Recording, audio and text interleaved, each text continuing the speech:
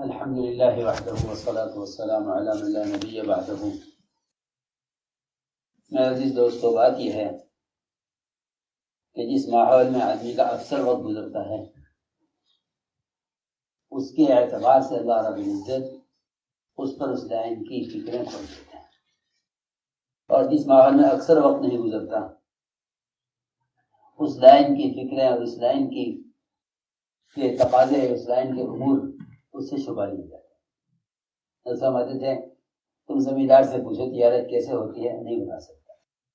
تم تاجر سے پوچھو زمیندار کیسے ہوتا ہے، نہیں بتا سکتا، اس لیے کہ وہ اس کا مشغلہ ہی نہیں ہے، اس کا مشغلہ ہی نہیں ہے۔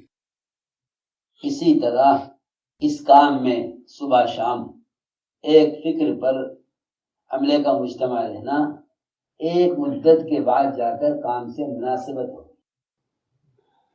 میں نے بات غور کیا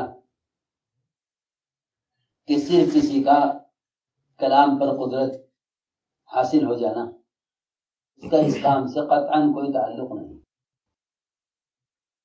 اس کی وجہ یہ ہے کہ جس آدمی کو کلام پر قدرت نہیں ہے مجمع میں، اگر کچھ بول لیتا ہے تو وہ یہ سمجھتا ہے کہ اب میں کام والا ہو گیا، حالانکہ ساری شریعت میں کلام کو اتنا ہی دخل ہے جتنا سارے جسم کے مقابلے میں زبان کا ٹکڑا ہے۔ کلام کو اتنا دخل نہیں ہے اس کام میں جتنا مزاج اور فکر کو دخل ہے۔ اس لیے میں نے عرض کیا کہ عملہ وہ ہر وقت کام کی فکر میں اگر وہ اجتماعی ماحول سے نکلے تو اللہ تعالی اس چیز کو مانگتا رہے کہ اے اللہ، اجتماعی فکر سے میں الگ ہوا ہوں اپنے کسی ذاتی تقاضے کے لیے، تو مجھے اجتماعی فکر کے سلسلے سے محروم نہ فرما۔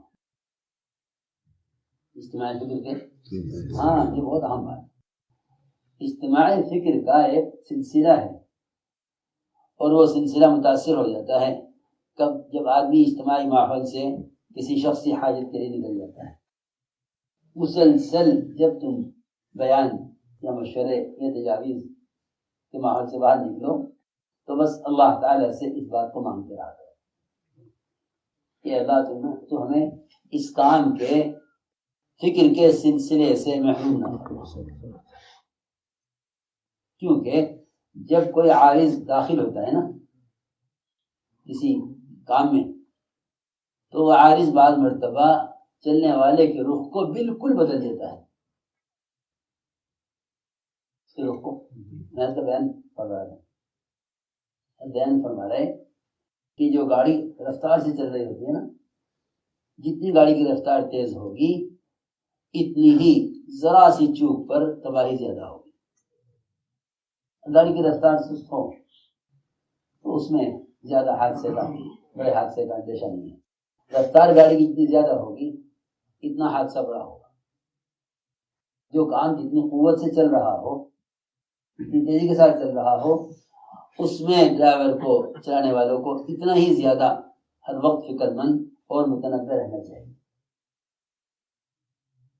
کیونکہ ذرا سی چوک سے جو نقصان ہوگا وہ اس سواری کی سرعت اور اس کی تیزی کی وجہ سے ہوگا۔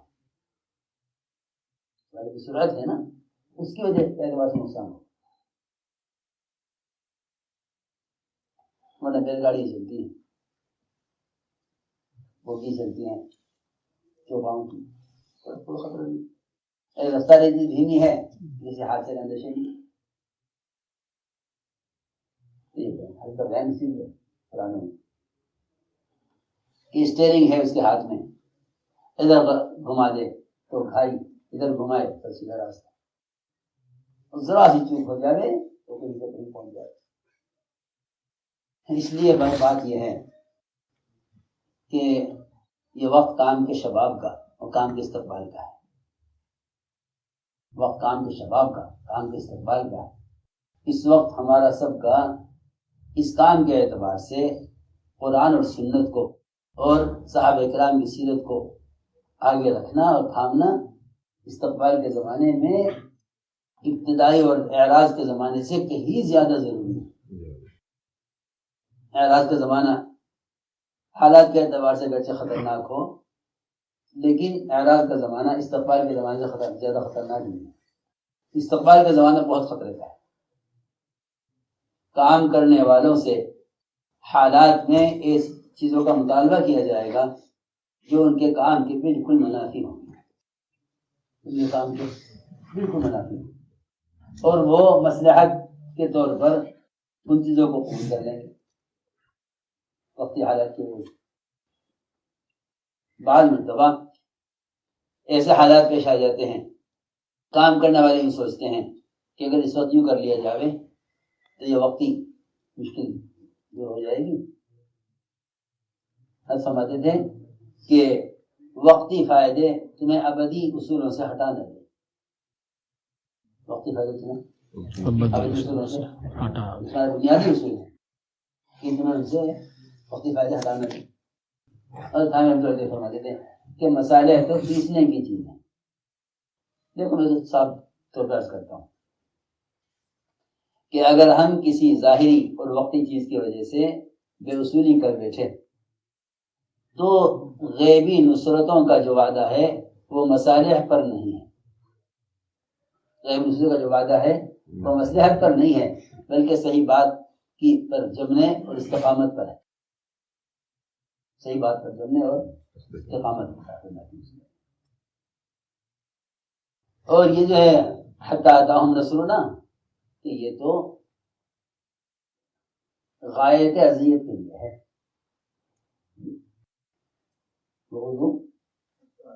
وَأُوذُوا حَتَّىٰ أَتَاهُمْ نَصْرُنَا، انہیں ان کے کام سے ہٹانے کے لیے اذیت کی انتہا کر دی گئی۔ تو جو انتہائی اذیت ہے وہاں سے ابتدائی نصرت ہے۔ حَتَّىٰ أَتَاهُمْ نَصْرُنَا یہ ابتدائی نصرت نے بتانے کے لیے نہیں ہے، بلکہ حَتَّىٰ أَتَاهُمْ نَصْرُنَا کیا ہے؟ غایت اذیت بتانے کے لیے۔ وضو حتیٰ اتاہم نصرنا، غایت اذیت بتانے کے لیے ہے۔ حتیٰ کا مطلب یہ ہے کہ تم اذیتوں کی وجہ سے کوئی ایسا قدم مت اٹھانا ہرگز جو تمہارے کام کے مزاج اور تمہارے کام کے طریقے کے خلاف ہو۔ تیرا کام ہے، جیسے بھی حالات آتے رہیں گے، حالات تو میں کیا بتاؤں، حالات تو کی حیثیت تو درخت کے سائے سے کم ہے، درخت کے سائے سے زیادہ نہیں۔ ادھر کو ہوگا ادھر کو سایہ ہوگا، ادھر کو ہوگا ادھر کو سایہ ہو جائے گا، ختم ہو جائے گا۔ یعنی کسی حال کو باقی رکھنا سمجھنا حال کے ترجمے مفہوم کے بھی خلاف ہے۔ حال کا مفہوم یہی ہے ما یحول، جو اس سے باقی رہنے نہیں۔ اس لیے حال کی وجہ سے کسی بنیادی چیز کو بدل دینا چھوڑ دینا۔ دوسری بات یہ ہے کہ ایسے موقعوں پر کام کے طریقہ کار کو بدلنے کے لیے لوگ مشورہ دیں گے تو بھائی تم یوں نہیں یوں کرنا، بھائی ہم تو ابھی ایسے کچھ کرتے نہیں ہیں، یہ قرآن حدیث کھلا ہوا ہے، ہم سب اس کے پابند ہیں، اور کیا یہ ہمارا طریقہ کار ہے، یہ کرنا ہے، کھلا ہوا ہے کام۔ اللہ کا بہت بڑا فضل ہے، مجھے اس بات سے اطمینان ہے، اللہ کا فضل اب تک کی کوشش سے عوام بھی سمجھ چکے ہیں کام کا طریقہ کار کیا ہے، اور اللہ تعالیٰ نے فضل سے اپنے فضل سے اس کی عملی شکل اللہ نے فضل سے قائم کر دی۔ اب اگر کوئی سے اختلاف رکھے تو وہ شخصی اختلاف، اس میں اختلاف نہیں، لیکن یہ اس کام کا اعجاز ہے۔ ہمارے صاحب اللہ سے بات کو طے کرا چکے تھے کہ میرے کام کرنے والے غلط پر مجتمع نہیں ہوں گے، اگر شخصی رائے پر رکھتا ہے تو رکھے، اور کسی کی رائے کی وجہ سے اس سے اختلاف کرنا اور اس کا احترام نہ کرنا یہ بڑی بیوقوفی کی بات ہے۔ احترام کرو سب کا اور کام کرو، اور اپنے کام کو اپنی ذات سے پیش نہ کرو، ورنہ اس سے ذاتی اختلاف پیدا ہوتا ہے۔ کام کو اپنی ذات سے پیش نہ کرو، اس سے ذاتی اختلاف پیدا ہوتا ہے۔ کام کو سرے سے پیش کرو، کام کو سیرت سے پیش کرو، صحابہ کی سیرت کو باعتبار دعوت کے بیان کرو، باعتبار صحابہ کرام کے معاملات معاشرے اخلاق کے تو بہت کچھ بیان کرتے ہیں، لیکن صحابہ کو دعوت کے طریقہ کار کے اعتبار سے ان کی سیرت کو بیان کرو، اس کی افادیت سامنے آئے گی اور اسی پر اللہ کی مرضی آئے گی۔ تو کام الحمدللہ عملی طور پر اس سطح پر آ گیا ہے۔ اور یہ بات حقیقت ہے کہ جب تک کوئی چیز تحریر میں یا تقریر میں رہتی ہے اس وقت تک وہ ظاہر ہو سکتی ہے، جب تک کوئی چیز تحریر ہوتی ہے اس وقت تک وہ ظاہر ہو سکتی ہے، لیکن جب کوئی چیز عمل میں آ جاتی ہے، اور کسی چیز کا عمل میں آ جانا ہی اللہ تعالی کی طرف سے مقبولیت کی دلیل ہے، اللہ کی طرف سے مقبولیت کی دلیل ہے کہ کوئی چیز عمل میں آ جاتی ہے، جو عمل میں آ جاتی ہے وہ اس کے قبولیت کی دلیل ہے، اس کی قبولیت کی دلیل۔ میں تو عرض کر رہا تھا کہ بھائی اپنے کام کے طریقہ کار کو صحابہ سے جماعتوں سے بیان کرتے رہو اور ان سے مزید عملی محنت کراتے رہو، اور اگر بھائی کوئی اختلاف کرے تو ہماری ذمہ داری یہ ہے کہ ہم اس کو مطمئن کریں، سمجھا کہ دیکھو بھائی یہ چیز نہ ہوگی۔ ہمارے مسلم العابدین صاحب رحمۃ اللہ علیہ فضائمین میں ایک مرتبہ مشورہ ہو رہا تھا، ایک صاحب نے ایک بات کہی، کوئی اشکال کیا، صاحب کہنے لگے کہ ہم کسی کے اشکال سے متاثر اس لیے نہیں ہوتے کہ ہم اس کو اس چیز سے ناواقف سمجھتے ہیں، ہم مرتبہ اس کو ناواقف سمجھتے ہیں، اور جو آدمی ناواقف ہے اس سے لڑنے کی ضرورت نہیں ہے، اور اس کو واقفیت کرانے کی ضرورت ہے۔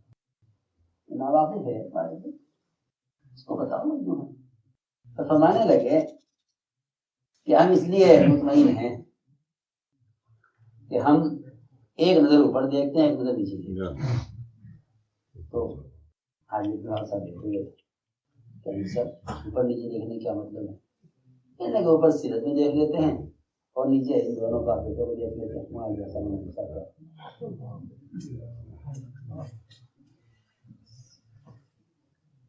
اس کے بعد اگر وغیرہ یوں نہیں یوں تو اس کی اپنی ذاتی اس کا فہم ہے، ذاتی رائے ہے، اور کام اس کا پابند نہیں ہے کہ بھئی سب کی رائے کا خیال کر کے سب کے اتفاق سے کام تو صحابہ کی سیرت کے تابع ہیں، اور ہم سب چھوٹے بڑے ان کی سیرت کے تابع ہیں، ہم میں سے کوئی آدمی ایک دوسرے کی رائے کے تابع نہیں، سب اس کے تابع۔ امام وزائی فرماتے ہیں، بلکہ امام شعبی فرماتے ہیں کہ جو چیز تمہیں صحابہ سے ملے اسے لے لینا، اور جو اس کے بعد والوں سے ملے اس کو نفرت کے ساتھ چھوڑ دینا، اس کو چھوڑ دینا نفرت کے ساتھ۔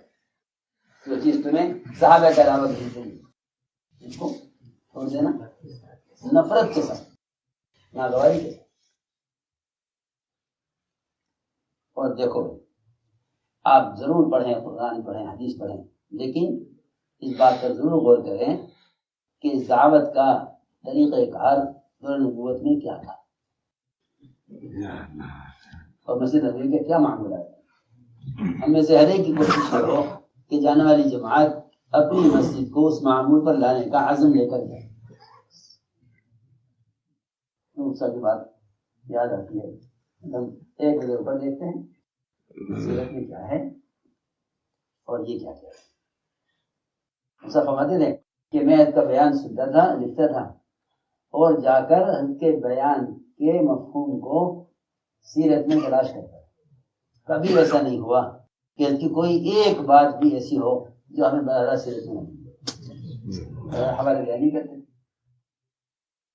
کسی نے حضرت سے کہہ دیا کہ حضرت آپ بیان کرتے ہیں، بیان میں حوالہ دے دیا، بیان میں حوالہ دے دیا۔ حضرت نے فرمایا میں تو چاہتا ہوں کہ یہ کام کے حوالے ہوں، تم چاہ رہے کہ مطالعے کے حوالے ہو جائے۔ میں حوالے دوں گا تو یہ مطالعہ کریں گے، کام نہیں کریں گے۔ اگر حوالے دوں گا تو مطالعہ کریں گے یا کام نہیں کریں گے۔ اور یہ حضرات کے یہ ہمارے پاس امانت ہے، ہم جو چیز اوپر پائیں گے اسے مجموعہ کا نقل کریں گے۔ یعنی حیات الصحابہ کی اکثر تصنیف حیات الصحابہ کی اکثر تصنیف جو ہے وہ سفر کی ہے، کیونکہ نظام دن وقت ملتا تھا. فرماتے تھے مجھے جتنا اس کتاب سے دعوت سمجھ میں آئی ان کتابوں سے وہ خروج کی وجہ سے. سارے حوالے حضرت حیات صحابہ کے مسودے کے سارے حوالے اور نشانات حضرت سفر میں لگائے. کنز العمال اچھی خاصی لمبی کتاب ہے، اس پوری سفر میں ساتھ رہی اور اکثر حوالے کنز العمال کے. یعنی اجتماع گاہ پہنچنے کے بعد جب گاڑی اندر داخل ہو جاتی، قیام گاہ تک پہنچ جاتی، وہاں اس کو ہلایا جاتا تھا کہ حضرت تب حضرت قلم بن جاتی. درمیان کچھ پتہ نہیں چلتا تھا کہ کہاں سے نکل جاتا ہے، کو ہلا کر گاڑی ہو جاتی ہے، پتہ نہیں گاڑی کھڑی ہو گئی نا مطالعے میں وہاں ہدایت ہو گیا. وہاں حضرت کی کتاب بات صاف صاف اس کام کی کہ جو اصول اور جو طریقے سیرت میں ہیں وہ جب تک نکل کر حضرت صحابہ خروج پڑھنے کے لیے کہتی کہ تم خروج صحابہ پڑھو تو تمہارے کام خروج کی وجہ سے صحابہ سمجھ میں آ گئی، اور اگر تم نے اسے خروج کے بغیر پڑھا تو تم اس کی مراد اور اس کا عنوانات تمہارے سے نہیں آئیں. جب تم کام کے عملی میدان میں ہوگے تب پتہ چلے گا کہ ان استنباط کا اصل مقصد کیا تھا. اب سب کی اجتماعی ذمہ داری ہے. آپ سے کوئی بھی یہ کہے کہ بھائی یوں چھوڑ دو یوں کر لو، یوں کر لو تو ہمارا کام تو ہے. صحابہ کی سیرت یہ ہے کہ نہیں کرتے.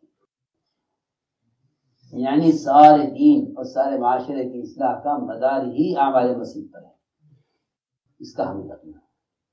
وہ تو امت کے مسجد سے بکھر جانے کی وجہ سے دین جو ہے امت میں انتشار اور دین میں اسمیرال پیدا ہوا، ورنہ بنیاد یہ تعلیم کی بھی اور تربیت کی تعلق میں اللہ کی بنیاد ہی ہے. سب سے زیادہ اللہ کے قرب کا راستہ ہے یہ. اگر ساری امت کو اللہ سے جوڑنا ہے تو ہمیں گشتوں کے ذریعے ایک امتی کو مسجد سے جوڑنا ہوگا. اس لیے کہ اگر جبرائیل کو اللہ تعالیٰ کا قرب اس سوال پر سب سے زیادہ ملا ہے کہ مسیح کون سا زمین کا کون سا ٹکڑا اللہ تعالیٰ کو محبوب ہے، کون سا مبغوض ہے، اس سوال پر جو قرب اللہ تعالیٰ کو یہاں جبرائیل کو ملا وہ اس سے پہلے بات کبھی نہیں ملا. پہلے بات کبھی نہیں ملا. جو عالم نے سوال کیا کہ بتائیے کون سا زمین کا کون سا ٹکڑا اللہ تعالیٰ کو محبوب ہے، کون سا مبغوض ہے. آپ کو اس کا علم نہیں تھا. آپ نے جبرائیل سے کہا اللہ سے پوچھ کے بتا. تو پوچھ کے آئے اللہ تعالیٰ سے آ کر کہنے لگے کہ اس سوال کی وجہ سے حالانکہ کتنے سوالات ہیں، قرآن بڑا بڑا سوالات، لیکن آج اس سوال کی وجہ سے جو قرب مجھے ملا ہے اللہ تعالیٰ کا اس سے پہلے کبھی نہیں. اس سے پہلے کبھی نہیں. سوچو کسی جب مسجد کے خیر البقاء ہونے کے سوال پر اتنا قرب مل گیا تو جو لوگوں کو دعوت دے کر اس میں لاویں گے انہیں کتنا قرب ملے گا. اللہ کا تو اس کا قرب ملا جنہوں کو صرف پوچھنے کی وجہ سے. ادھر پوچھ کے بتا دو کہ زمین کا کون سا حصہ اللہ کو محبوب ہے، کون سا مقبول ہے. آپ حضرات اپنے عمل مجمع کو سر آمدہ کریں کہ بھائی ہمارے بحث کا موضوع یہی ہے کہ اللہ تعالیٰ کی زمین کے مبغوض علاقے سے، نفرت کے علاقے سے لوگوں کو اٹھا کر اللہ تعالیٰ کی محبوب جگہ مسلم میں جائے. کوئی اگر اس موضوع سے لڑتا ہے لڑے. سیرت میں صاف ہے صحابہ کو خوشامد کرنا ثابت گلیوں میں راستوں میں. میں یہ بات اس لیے عرض کرتا ہوں کہ بھائی بعض مرتبہ آدمی سوچتا ہے کہ بھائی چلو کام کم ہو زیادہ ہو مگر اختلاف نہ. کیا بات ہے؟ ہاں یہ ہے کہ اپنا کام کو یکسوئی کے ساتھ کرو، امانت سمجھ کر، اور جنہیں معلوم نہیں ان کو ہر ممکن سمجھاؤ، اکرام کرو، احترام کرو، قرب پیدا کرو. ایک بار نہیں 100 بار ملاقات کرو، سمجھاؤ. لکم دینکم ولی دین، یہ تو کافروں کے لیے ہے، مومن کے لیے۔ مسلمان ایک جماعت ہے، مسلمان ایک جماعت ہے، لکم دینکم ولی دین کافروں کے لیے۔ سلام اعراض بھی کافروں کے لیے، مومن کے لیے سلام اعراض نہیں۔ اب ایمان والوں کے لیے سلام اعراض کا استعمال کرنے لگے اور سلام جاہلہ کو مسلمانوں پر چسپاں کرنے لگے، یہ انتہائی غلط ہے، انتہائی غلط۔ یہ امت کی تفریق کا سبب ہے، یہ امت کی تفریق کا سبب ہے۔ تمہاری بات سے اختلاف کرے چھوڑ دو، تمہاری بات سے اختلاف کرے اسے اپنی بات سمجھاؤ، اور پیار محبت اور اکرام اور خون کے ساتھ سمجھاؤ۔ سمجھتے تھے جب تم کسی کی بات سمجھانا چاہو اس کی اتنی خدمت کر لو، اتنی خدمت کر لو کہ وہ یہ سمجھ لے کہ مجھ سے اس سے زیادہ مجھ سے تو محبت کرنے والے نہیں۔ بعض دفعہ لوگ اپنے ذہنوں میں ایسی غلط فہمیاں لے کے بیٹھے رہتے ہیں کہ ایک ملاقات میں وہ ساری کی ساری غلط فہمیاں سب ختم ہو جائیں۔ اور داعی کے مزاج میں استغنا نہیں ہونا چاہیے، آؤ یہاں سے نکالیں۔ وہاں تو اذیت دینے والے کفار کو لانے کی کوشش کی جا رہی ہے، یہاں کوئی کام کرنے والا کوئی گنجائش نہیں۔ جب ایک کافر سے استغنا نہیں ہو سکتا تو ایک مومن سے استغنا کیسے ہو سکتا ہے؟ کافر سے استغنا نہیں ہو سکتا۔ اللہ کی مخلوق ہے، اس کے جہنم سے بچانا ہے، پر مومن سے استغنا کیسے ہو سکتا ہے؟ میں کہا کرتا ہوں کہ جس کا تعارف ہو وہ کوشش کرے اس سے تعارف پیدا کرے۔ ہمیں تعارف تو ہے لیکن تعارف نہیں، اور صرف تعارف سے امت میں اجتماعیت نہیں ہو سکتی۔ ہاں یہ وہ ہے، یہ وہ ہے، جب تک آپس میں الفت نہ ہو، یہ تعارف ہو، یعنی تعارف کے لیے استعمال کیا تھا، انفرادی طور پر ہر ایک سے ملنے کی کوشش کرو اور کچھ نہیں، صرف کام سمجھو، اور امید ہے کہ انشاءاللہ اجتماعیت اسی سے ہمیں جائے انشاءاللہ۔